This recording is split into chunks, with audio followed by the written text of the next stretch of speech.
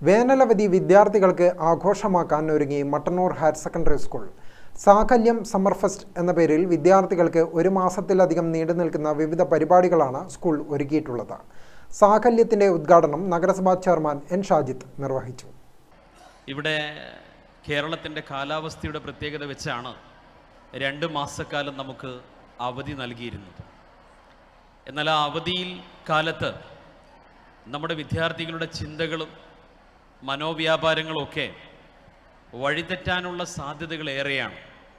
ഇന്ന് കേരളം ചർച്ച ചെയ്യുന്നത് വഴിതെറ്റുന്ന യുവത്വത്തെക്കുറിച്ചും ഹോസ്റ്റൽ മുറികളിൽ നിന്ന് MDMA പിടികൂടുന്നതിനെക്കുറിച്ചുമാണ്.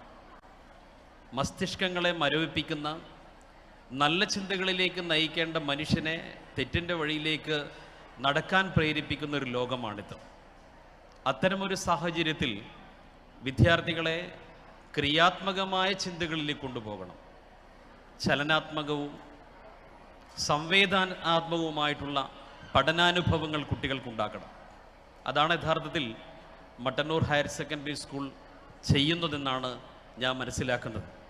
ഈ മാസം 7 മുതൽ അടുത്ത മാസം 16 വരെ നീണ്ടുനിൽക്കുന്ന കുട്ടികളുടെ ശാരീരിക മാനസിക ഉല്ലാസത്തിനും കഴിവുകൾ തെളിയിക്കാനുള്ള പരിപാടികളാണ് സ്കൂൾ സംഘടിപ്പിക്കുന്നത്. ചടങ്ങിൽ മികവ് എന്ന പേരിൽ ഈ മാസം 7 മുതൽ മെയ് 10 വരെ നടക്കുന്ന കായിക പരിശീലനങ്ങളുടെ ഉദ്ഘാടനം ഡൽഹി സാംസ്കാരിക വേദി പ്രസിഡന്റ് KN ജയരാജ് ഉദ്ഘാടനം ചെയ്തു.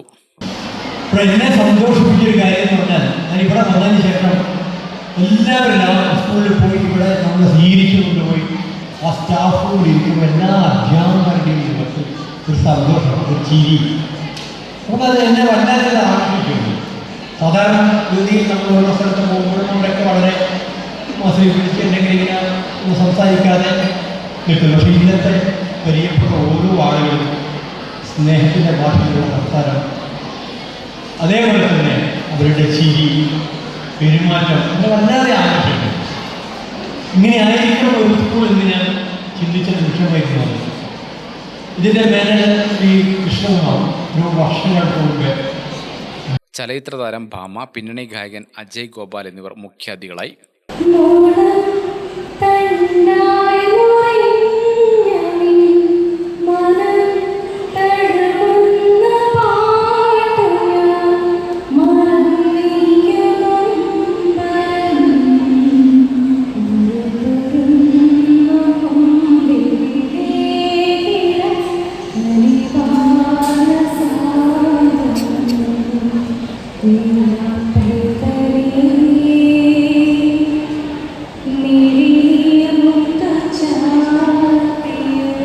സിനിമയായാലും അതുപോലെ വ്യക്തികളായാലും ഒക്കെ നമ്മൾ സ്വാധീനിക്കും.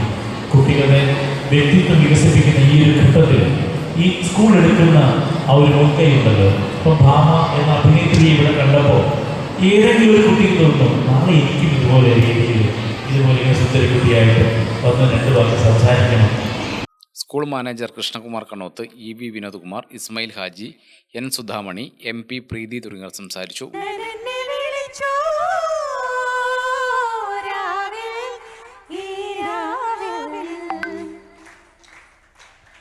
നീയൊരു കാറ്റായി പുണരുമ്പോൾ അലലാലിലയായ ഹൃദയം